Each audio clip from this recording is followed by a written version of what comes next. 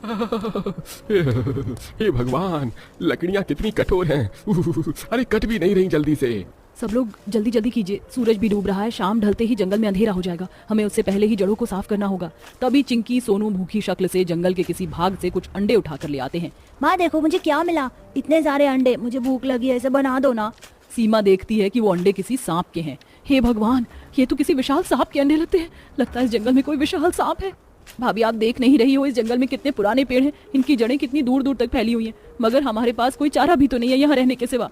ऐसा बोलकर सब पेड़ों के घने जड़ों को खुरपी से खोदने लगते हैं, मगर आखिर परिवार वालों की ऐसी भी क्या मजबूरी रही होगी जो इन्हें इस कदर अपनी जान को जोखिम में डालकर इतने घने जंगल के अंदर पेड़ों में ठिकाना बनाने का विचार किया है।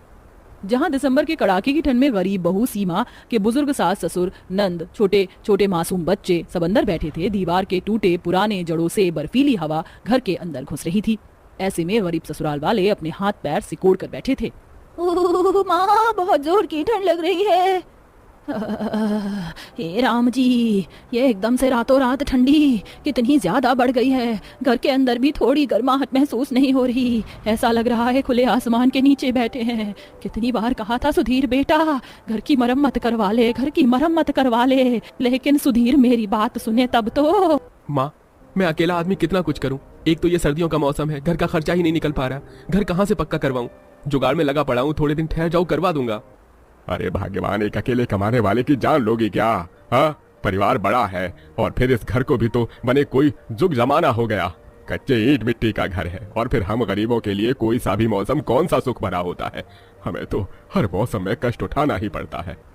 ऐसा बोलते हुए परिवार के मुखिया बूढ़े बुधन की आंखों में आंसू भर आते हैं। गरीब परिवारों के अंदर की एक कड़वी सच्चाई ये भी है कि उनके लिए सर्दियों का मौसम चुनौतियों से भरा होता है। सब लोगों को कांपते ठिठुरते देखकर सीमा से रहा नहीं जाता और घर की बहू आधी रात को बाहर निकल जाती है।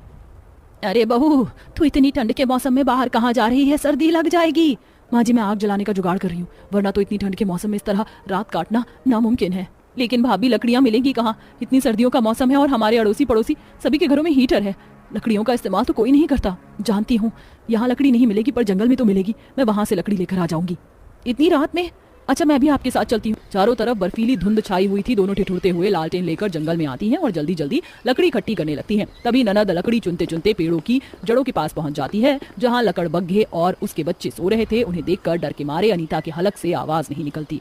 भाभी भागिए, पेड़ों की जड़ों में खूंखार लकड़बग्घे सो रहे हैं, अगर जाग गए तो हमारी बोट ही नोच डालेंगे।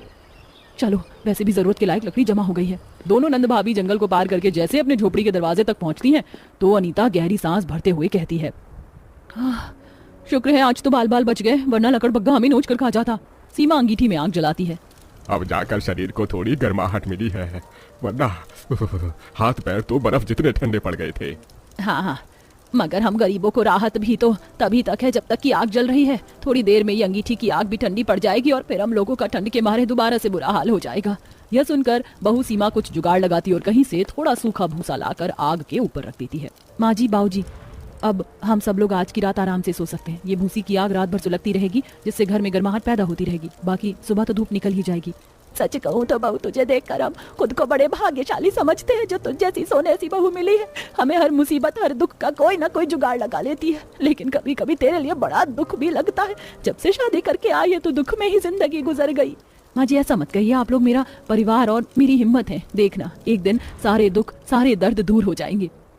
इसी सीमा और उसके गरीब ससुराल वालों का ठंड में मुश्किलों भरा सफर जारी था। देखते ही देखते ठंड का मंजर गरीब ससुराल वालों पर कहर बनकर टूट जाता है। काम बंद हो जाने की वजह से दिक्कत परेशानी इतनी ज्यादा बढ़ जाती है कि अब दाने दाने के भी लाले पड़ जाते हैं। ऐसे में बर्फीली आंधी तूफान में उनकी छप्पर भी उड़ जाती है। बर्फ के बड़े बड़े टुकड़े उनके घर के अंदर और उनके शरीरों पर अंगारों की तरह गिरने लगते हैं। ये भगवान, इसी को कहते हैं कंगाली में आटा गीला। एक तो हमारे पास खाने को कुछ नहीं और ऐसे में हमारी छत भी टूट गई। भगवान को भी हमारी दशा पर तरस नहीं आ रहा, जो वह एक के बाद एक हमारी मुश्किलें बढ़ा रहा है। पहले खाने के लाड़े पड़े थे, अब घर भी छिन गया। इस ठंड के मौसम में कहाँ जाएंगे? तभी सीमा को घर की दीवारें हिलने का आभास होता है। माँ जी, बाबूजी, हमारा घर किसी भी वक्त गिर सकता है। हमारे घर की दीवारें कच्ची हो चुकी हैं। सब लोग बाहर चलिए। जैसे ही गरीब ससुराल वाले झोपड़ी से बाहर निकलते हैं, उनकी आंखों के सामने उनकी झोपड़ी तूफान से मलबा बन जाती है। सब लोग लाचार हो जाते हैं। हे भगवान, मैं तो एक छत भी ठीक नहीं करवा पा रहा था, अब तो पूरा का पूरा घर टूट गया। कहाँ लेकर जाऊँ अपने परिवार को? मैं कोई भी कर्तव्य नहीं निभा पा रहा, ना ही अच्छा बेटा बन पा रहा हूँ, ना ही अच्छा भाई, ना पति, ना अच्छा पिता। अरे वो जैसा इंसान को डूब कर मर जाना चाहिए। अजी तुम ये कैसी बातें कर रहे हो? घर ही तो टूटा है, हम सब लोग तो सही सलामत है ना। जान है तो जहान है। चलिए सब लोग उस जंगल में चलते हैं। पूरा परिवार जंगल में आकर बैठ जाते हैं। चारों तरफ विशाल बड़े बड़े पेड़ थे जिनकी जड़ें खोखली हो गई थी। तभी एक जंगल से हरियाली घास खाते और उछलते हुए खरगोश उस पेड़ की जड़ों के अंदर घुस जाता है। इधर जैसे जैसे शाम ढल रही थी जंगल का वातावरण और भी ज्यादा ठंडा होता जा रहा था। माँ जोर की ठंड लग रही है, घर चलो ना चलते हैं। अरे मेरे पोते आजा, दादी की गोदी में आ, मैं तुझे शॉल उड़ा लेती हूँ। अब तो इस सर्दी के मौसम में हम सबकी मैयत होकर रहेगी। माँ जी ऐसा कुछ नहीं होगा, हम अपने लिए घर बनाएंगे, वो भी इन पेड़ों में। गौर से देखिए इनकी जड़ें और तने कितने बड़े हैं। इसमें हम आसानी से रह सकते हैं और पेड़ की जड़ जमीन तक जाती है, वहाँ गर्माहट सबसे ज्यादा होती है। बस हमें थोड़ी मेहनत करनी होगी। बिना मेहनत के तो इस दुनिया में कुछ भी नहीं मिलता बहू। हम अपने परिवार के लिए इस पेड़ों की जड़ों में घर बनाएंगे। अब सभी औरतें जमीन को खोदना चालू करती हैं और ससुर और पति जंगल से लकड़ियां काटने लगते हैं और बच्चे खेलते खेलते सांप के अंडे उठा ले आते हैं। कुछ ही देर में पेड़ के अंदर गरीब ससुराल वाले जुगाड़ से रहने का प्रबंध कर लेते हैं और एक पेड़ की जड़ों में रसोई और बाकी 2 पेड़ों में रहने लगते हैं, जिसमें से एक में सास ससुर नंद और दूसरे में बहू पति और उनके बच्चे रहते हैं। माँ मुझे बहुत जोर की भूख लगी है, जैसे तुमने हमारे लिए घर बनाया, खाना भी बना दो ना। बच्चों कल सुबह खाना खा लेना, देखो बहुत रात हो गई है। अब तक तो बाहर जंगली जानवर भटकने लग गए होंगे। अजी आप परेशान मत होइए, मैंने हमारे पेड़ वाले घर के बाहर से सूखे पत्ते इकट्ठे करके जला दिए हैं। उसे जानवर हमारे घर के पास नहीं आएंगे। सुबह होते ही सीमा जंगल में खाने पीने की चीज तलाशने लगती है, जहाँ उसे एक अंजीर का पेड़ मिलता है जिससे वह अपने परिवार वालों के लिए ले आती है और सभी उससे पेट भरते हैं। अरे वाह, ये फल तो कितने मीठे हैं। अब जाकर भूख शांत हुई है, वरना तो जान निकल रही थी। हाँ मगर बिना चाय के दिन अधूरा सा लगता है। थोड़ी चाय और मिल जाती तो इस पेड़ वाले घर में अपने घर जैसा एहसास आता। इसमें कौन सी बड़ी बात है माँ जी, हमें जंगल के हिस्से में हम खेती कर सकते हैं। यहाँ की मिट्टी बहुत ही उपजाऊ है, सर्दियों का सीजन है। ऐसा करते हैं हम सरसों पालक साग धनिया इन सब चीजों की खेती कर लेते। इससे हम अपने परिवार के खाने का बंदोबस्त भी कर लेंगे और फसल को बेचकर हमारे पास पैसे भी आ जाएंगे। अब सारे ससुराल एक साथ जंगल के खाली हिस्से को खेती के लिए इस्तेमाल करते हैं। थोड़े दिनों में बहुत ही हरी हरी साग उग जाती है, जिसे बेचकर सर्दी के मौसम में गरीब ससुराल वालों का गुजारा आसान हो जाता है। अनीता, हमारा इस साल ठंड का मौसम बाकी सालों की तुलना में कितना अच्छा गया ना। भले हम पेड़ के अंदर अपना आसरा बनाकर रह रहे हैं, लेकिन हम कितना खुश हैं। हाँ सच कहा भाभी, और वैसे भी जिंदगी में सब किसी को सारी सहूलियत थोड़ी ना